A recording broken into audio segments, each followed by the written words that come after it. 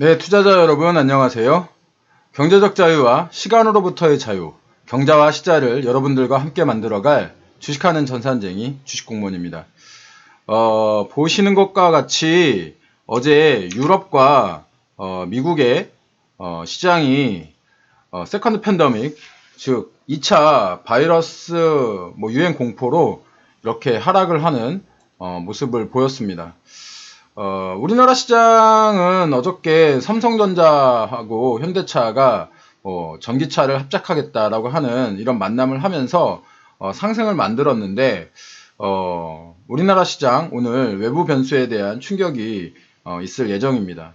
우리나라 시장은 글로벌 시장의 어떤 중심에 서 있는 그런 국가입니다. 그렇기 때문에 글로벌 시장과 매우 연관이 많죠. 그래서 국내 내부 변수보다는 해외 변수에 훨씬 더 민감한 모습을 보여왔습니다. 어제 퇴근길 라이브에서도 제가 이런 내용에 대해서 잘 설명을 드렸었습니다. 오늘은 제가 종목 이야기를 하나 드리려고 하는데 바로 우리나라 대표 항공주인 대한항공에 관련된 이야기입니다. 대한항공이 어저께 1조 원 규모의 어떤 유상증자를 이사회에서 결정을 했죠. 유상증자 이야기는 예전부터 나왔기 때문에 어저께 사실 시장 충격은 그렇게 강하지는 않았습니다. 일단 지금 대한항공의 주식을 들고 계신 분들도 계실 수도 있고, 아니면 항공주들이 많이 떨어져서 대한항공에 이제 관심을 가지고 계신 분들도 계실 텐데, 그러면 이번 어떤 유상증자가 어떤 내용인지 유상증자의 내용에 대해서 한번 살펴보도록 하겠습니다. 일단 이런 공시에 대한 내용을 살펴보시기 위해서는 지금 제가 보여드리는 이 대한민국 기업 정보의 창 다트라는 곳에 들어가시면 최근 공시, 공시 서류라던가 기업 개요라든가 이런 것들을 한눈에 보실 수 있어요. 그렇기 때문에 이 다트라는 사이트는 여러분들이 좀 아셔야 될 것 같고요. 여기에서 회사명에 대한항공을 치게 되면 대한항공에 관련된 내용이 이렇게 뜹니다. 그러면 어저께 제가 보고자 했던 것은 5월 13일 날에 유상증자 이제 결정이죠. 이 유상증자 결정 내용을 좀 살펴보도록 하겠습니다. 이 유상증자를 처음에 보시면 숫자들이 좀 어렵게 보이실 수도 있는데 그렇게 어렵지 않아요. 여기 보시면 일단 유상증자 신주 발행 예정 금액이라는 게 있어요. 여기 12,600원. 제가 아까 보여드렸던 대한항공의 금액이 현재가가 18,200원인데 이것보다 12,600원이면 엄청 낮죠. 한 30% 가량 낮죠. 왜 이렇게 유상증자 발행 가격이 신주 발행 가격이 낮은 거야? 라는 내용을 모르시는 분은 제가 이 위에다가 전에 유상증자가 주가에 미치는 영향이라는 어떤 동영상에서 자세하게 설명을 해놨으니까 꼭 위에 지금 있는 이 내용을 살펴보시고요. 일단 12,600원에 신주를 발행하기로 했다라고 하는 내용이고, 두 번째는 여러분들이 좀 보셔야 되는 게 한 주당 그러니까 기존에 이 대한항공을 가지고 있으신 분들이 한 주당 몇 주의 신주를 받으실 수 있는지 보시면 0.6주죠. 0.6주. 0.6주를 받으신다라고 하는 것은 내가 만약에 한 주를 가지고 있으면 0.6주. 그러니까 내가 100주를 가지고 있으면 60주를 받을 수 있다라는 얘기예요. 60주를 받는데 지금 현재 가격보다 싸게 받으니까 이익이시라고 생각이 드시겠지만 나중에 배당락을 다 겪기 때문에 어차피 거의 똑같은 겁니다. 자금 조달의 목적을 또 살펴보셔야 되는데 여기서 자금 조달의 목적이 채무 상환 자금이에요. 보통 유상증자를 하게 되면 운영비라던가 어떤 시설 투자비로 쓰는데 이것도 제가 이 위에 유상증자가 주가가 미치는 영향에서 자세하게 설명을 드린 바 있습니다. 그걸 보신 분들은 실력이 늘었을 것이고 그것을 그냥 안 보시고 지나가신 분들은 이번 기회라도 꼭 다시 한번 보셨으면 좋겠어요. 여기서 이 채무상환대금은 단순히 이제 돈을 갚는데 이 유상증자 자금을 쓰겠다는 얘기입니다.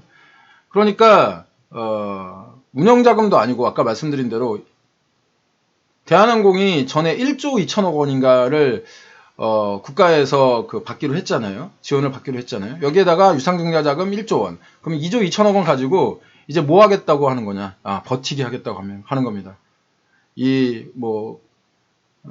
바이러스 상황이 지나갈 때까지 난 버티겠다. 이런 이야기를 하는 겁니다. 그럼 여기서 기존에 이제 대한항공 주식을 가진 주주들 입장에서 좀 말씀을 드려볼게요. 사실 현 상황에서 항공주가 좋지 않다는 내용은 누구나 다 알고 계시죠. 예, 누구나 다 알고 계십니다. 그래서 천하의 워런 버핏도 사실은 항공주를 전량 매도하고 손절을 쳤죠. 그죠? 한번 워런 버핏 항공주 손절을 다 쳤어요. 그런데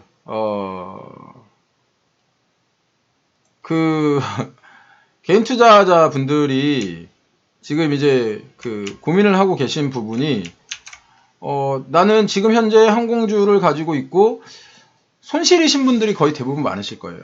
수익이신 분들보다. 그러면 내가 이 유상증자를 받아서 즉 물타기를 더 할 것이냐 아니면 지금이라도 손절을 할 것이냐 이런 고민을 하실 텐데 저는 사실은 굉장히 여러 번에 걸쳐서 항공주와 여행주에 대해서 매우 안 좋다라고 하는 리포트를 말씀을 드렸습니다. 영상으로도 말씀드렸고 글로도 말씀을 드린 적이 있어요.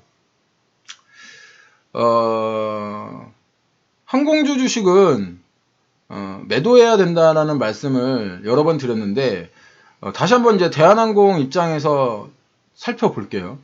지금 대한항공 같은 경우에는 현재 금액보다 30% 정도 할인된 금액 12,600원에 신규가 이제 발행이 된다는 거죠. 그런데 이 신규 발행되는 유증 내용을 살펴보면 말씀드린 대로 1조 원 규모의 신주가 발행이 돼요. 여기 보시면 신주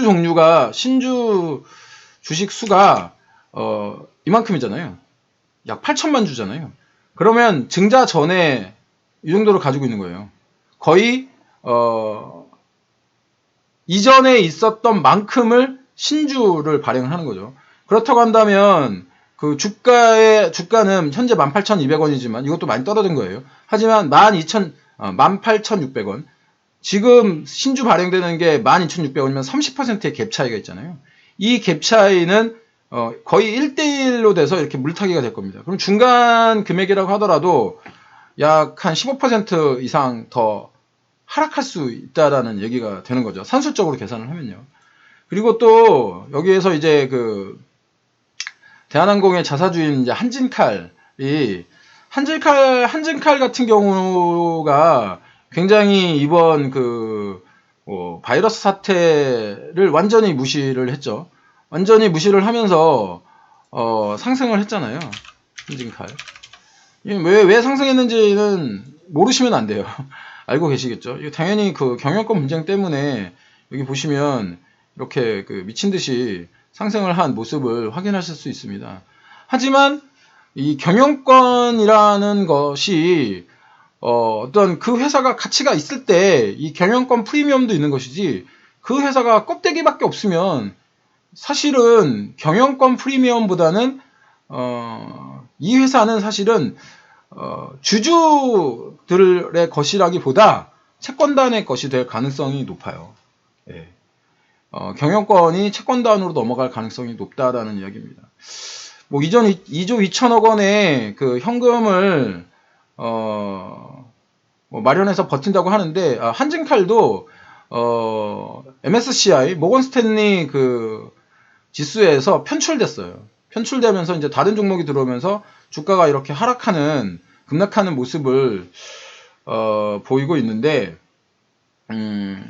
기존 주주들 고민하실 겁니다. 유증을 받아서 물타기를 해서 버틸 것이냐, 아니면 손절 처리할 것이냐.